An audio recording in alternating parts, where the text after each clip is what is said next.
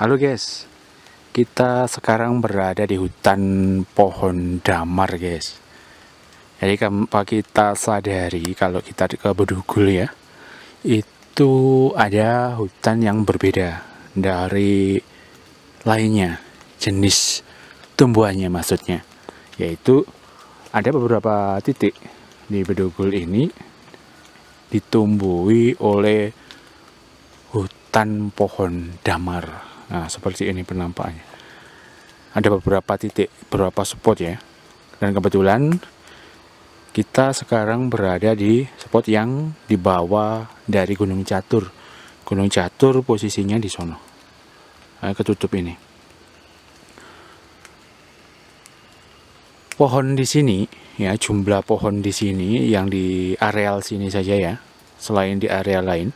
Karena di sana di sekitar atasnya atau sekitar dari ini kebun raya itu juga ada pohon damar, hutan pohon damar.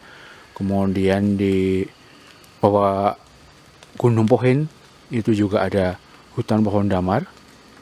Kemudian di sekitar Adeng juga ada hutan pohon damar. Tetapi yang sekarang kita ini berada di bawah dari Gunung Catur di sono. Gunung Caturnya ketutup ini. Yang di areal sini kurang lebih jumlahnya itu sekitar 80 ribuan guys. 75 sampai 80 ribu pohon. Ukuran pohon ini diameter ya. Diameternya itu rata-rata 45 sampai 50. Ada yang lebih besar, ada yang lebih kecil ya. Tapi rata-rata segitu. 45 sampai 50 cm. Jadi yang jadi perhatian itu guys ya. Kenapa ada hutan pohon damar di sini? Nah, ini yang akan kita kupas sekarang guys. Jadi ternyata guys ya, hutan ini sengaja ditanam guys. Jadi tanaman ini, hasil dari tanaman hutan ini. Tapi untuk lebih jelasnya ya guys ya, kita akan menemui yang penanamnya guys. Kan keren nih, ada penanamnya guys. Rumahnya tidak jauh dari lokasi ini. Nanti kita akan berkunjung ke rumah beliau yang nanam ini. Kebetulan beliaunya ini jadi pemangku di Pura Tirta Mampe guys di sini. Lokasinya di sono, Pura Tirta Mampe nih. Tapi agak jauh dari sini. Jadi beliaunya yang salah satu penanam dari pohon damar yang sekarang menjadi hutan ini. Jadi alasannya nanti kita kupas ya. Tapi kalau sebelumnya itu pernah saya tanya ke beliaunya itu, yaitu dulu pernah terjadi longsor di sini, longsor besar dari sana, dari puncak Mangu, dari hutan Gunung Catur dan pengilingan di sana ini longsor besar. Akhirnya ada inisiatif ditanami dengan pohon damar ini yang sekarang menjadi hutan. Jadi pohon ini tanaman, bukan asli ya, bukan asli tumbuh alami. Ini adalah hasil dari reboisasi guys. Masa itu supaya tidak longsor, untuk menahan tanah yang miring ini.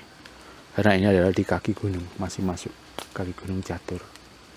Sekarang kita akan menemui beliaunya yang menjadi salah satu penanam dari ribuan pohon ini ya, sekitar 75 sampai 80 ribu pohon sekitar itu. Jadi kapan waktu penanamannya ya, kita akan ketemu beliaunya ini sebagaimana kok bisa ikut berpartisipasi mereboisasi tempat ini. Itulah kerennya itu. Akhirnya sangat berguna sekali untuk menahan tanah bebatuan di sini. Akhirnya gini guys, jurang-jurangnya itu tidak jadi dilalui air bah karena longsor ya. Akhirnya tertutup ya, lantai hutan tertutup oleh semak belukar. seumpama nggak ada pohon ini kan ada banjir ini lewat sini. Udah tertatar wapi begini loh guys. Benar-benar menjadi hutan. Kita akan menemui sekarang biar lebih jelas latar belakang atau kapan dari reboisasi areal pegunungan ini hingga akhirnya menjadi hutan ini. Kita akan jalan ke sana ya untuk menemui beliaunya. Tapi masih sembahyang tadi. Tapi kita akan tunggu. Jadi beliaunya ini yang ambil bagian dalam penanaman pohon-pohon ini. Seluas ini. Jadi jumlahnya sekitar ada 80 ribuan gue. Ada Pak. Dengan ketinggian ada 35 lebih.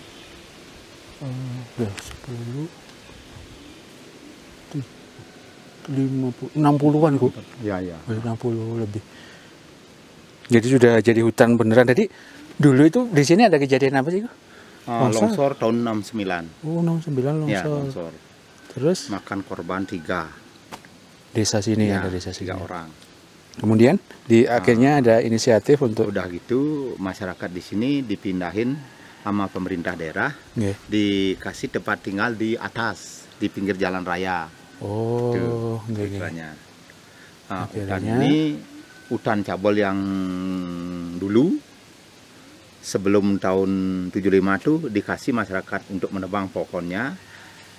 Berumur 1 tahun dari penebangan disuruh menanam pohon kayu rasmalo ini, bibit lokal. Kita ngambil di kebun raya. Oh, bibitnya Ya, nggih. bibitnya. Oh, Nah, gitu. sudah jadi tinggal siap tanam.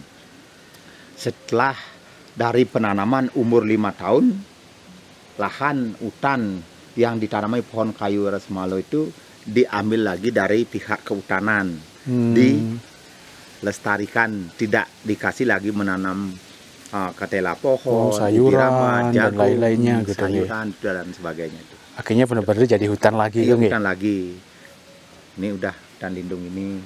Kalau masalah jalan ini dari zaman dulu dah, kakek saya zaman Belanda sudah di sini, cerita almarhum kakek sudah merabas hutan waktu zaman dulu, dijadikan lahan tanah garapan seperti yang saya diwarisi sekarang. Jalan ini namanya Jalan Brigade. Karena kan gini tuh, kalau kita lihat ya, kalau ke sini ya, ke area Peduku gitu kan ada hutan yang berbeda dari lainnya, yaitu hutan pohon rasmala ini. Apa ya bahasa Indonesianya? Kan pohon Rasmala juga. Rasmala ya. Ya. Pohon damar. Oh, ada kayak yang di Bedugul itu. Oh iya, Sebelah Bedugul, pohon kayu damar. Kayu damar. Ya. Ini beda loh. Beda. Oh, beda. Beda.